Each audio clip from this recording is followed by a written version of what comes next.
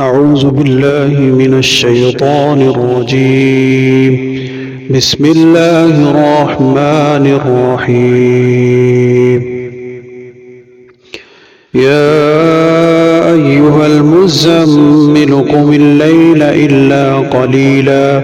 نصفه أو انقص منه قليلا أو زد عليه ورتل القرآن ترتيلا إنا سنلقي عليك قولا ثقيلا إن ناشئة الليل هي أشد وطئا وأقوم قيلا إن لك في النهار سبحا طويلا واذكر اسم ربك وتبتل إليه تبتيلا رب المشرق والمغرب لا إله إلا هو فاتخذه وكيلا واصبر على ما يقولون واهجرهم هجرا جميلا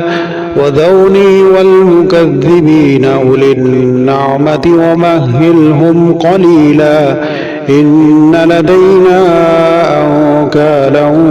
وجحيما وطعاما ذا غصة وعذابا أليما يوم ترجف الأرض والجبال وكانت الجبال كثيبا مهيلا إنا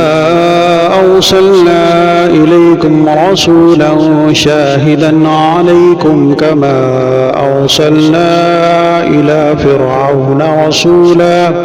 فعصى فرعون الرسول فأخذناه أخذا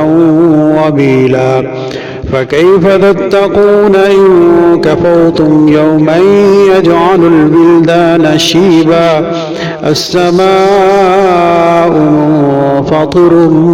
به كان بعضه مفعولا إن هذه تذكرة فمن شاء اتخذ إلى ربه سبيلا إن ربك يعلم أنك تقوم أدنى من ثلثي الليل ونصفه وثلثه وطائفة من الذين معك